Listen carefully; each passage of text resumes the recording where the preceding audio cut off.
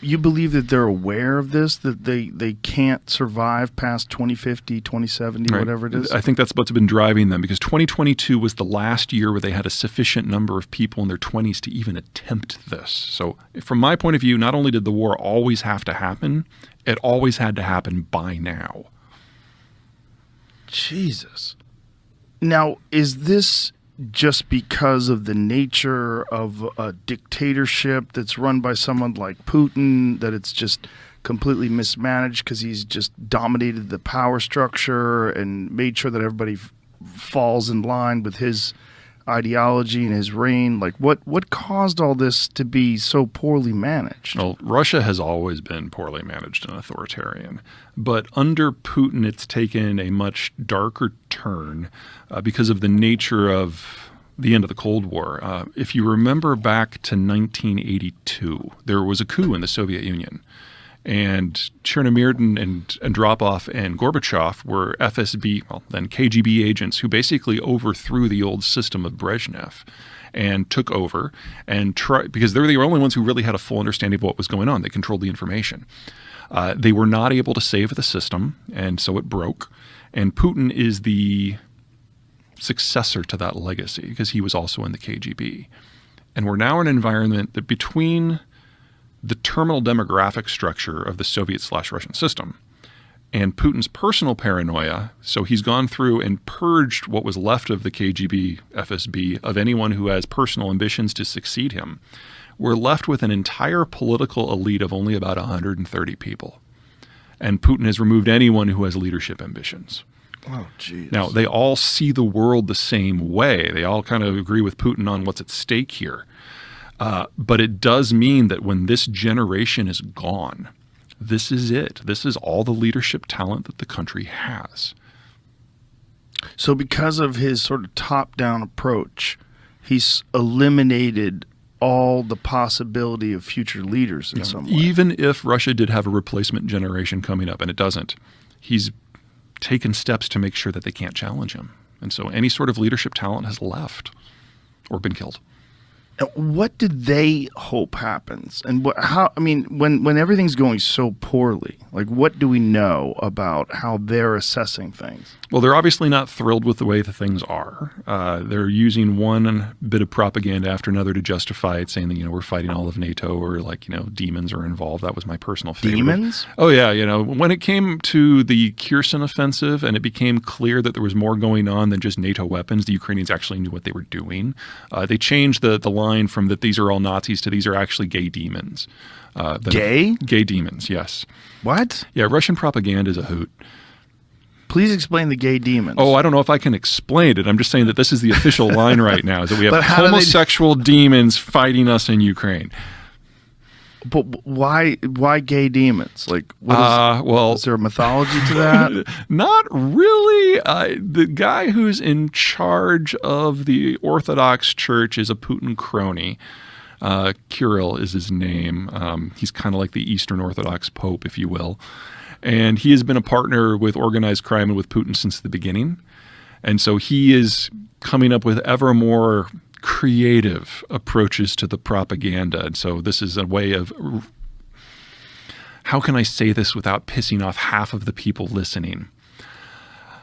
Imagine Trump using his influence with evangelical Christians to come up with a theological reason why something didn't go his way. It's kind of the equivalent of that. And so gay demons is what he came up with. Gay demons. Yes, and they ran with it. So that's on state propaganda now. Really? Yeah, it's wow. wild. And what's the epicenter of the gay demons? Oh, Kiev, obviously. Kiev. Yeah, so we've got a Jewish Nazi gay demon. Wow. Yeah. And truth is always weirder than fiction. And the scary rumor is that Putin has cancer. And that Parkinson's is one I've heard as well. Oh, really? Yeah, I don't know what it is. He's clearly on steroids, but that could mean a whole lot of things. Like prednisone or something along those lines. Yeah. And you say that because of his appearance? Yeah, he looks very, not just flushed, but puffy. Yeah. And that's kind of a classic too many steroids in your system issue. And this puffiness is these steroids are to battle this cancer somehow? In theory, steroids keep you going in a time when you should probably be laying down is really the kind of the bottom line. Whether he's medicated, over-medicated, or medicated because of medical reasons, we really don't know. He's not in great health. That is obvious. And for someone who has been the shirtless horseback rider in the propaganda videos, that's a real problem. He's visibly wearing bulletproof or bullet-resistant vests, even around his own propaganda people. There was this great piece that came out that I saw last week where it was all the propaganda shots that he's taken with the soldiers' mothers and on the front and with the tech people and in the intelligence. And it was like the same 12 people were in every single shot, just in different outfits. And even with those people, he's wearing his ballistic vest. Now, when you say when you talk about his appearance that he's clearly unhealthy, is there?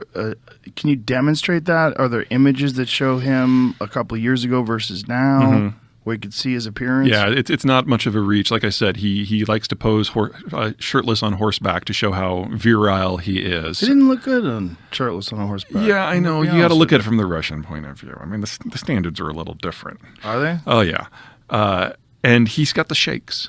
That's one of the reasons why the Parkinson's analysis, I guess, has come out. I've never seen any of this. Yeah, so there's video of him shaking. Mm-hmm. See if you can find any of that, Jamie. See if you can find a comparison. Yeah, I got an article on a timeline of his health. Okay. Here's the shakes part. Let's Go. see. Yeah, and It's a 3-minute video. So he used to be a fairly animated speaker. Boy, he does look puffy. Now, whether or not he's actually sick or not, I have no idea. Could it just be that he's just drinking a lot? Technically, he says he's a teetotaler, which is pretty rare in Russian society. But he's still alive, and a lot of Russians make it to his age. How old is he now? Mid-60s. And so it's just an appearance thing. We don't have any real hard data that he's sick. No, we do. Well, the folks in the intelligence world who are listening to his phone calls and reading his email might, but that has not been made public, to my knowledge, from the American side. So Ukrainian military intelligence chief claims Putin is very sick and a coup is underway. Yeah, but What do you Donov has been saying that there's a coup underway since March. So he's kind of the Ukrainian propaganda guy. I wouldn't put too much. And how would Credence in that? But what would even happen there? What if a coup did take See, place? Putin has so thoroughly purged that what's left of the intelligentsia, there's only 130 of them, and there's probably only one of them who would have the guts to throw a coup. That's the Rosneft CEO. Rosneft is their oil monopoly. Igor Sechin is his name. He used to be a gun runner during the Soviet period. He's got the guts to pull it off. But if there's anything that the other 129 agree, is that Sechin's an asshole and he should be shot on sight if he kills Putin.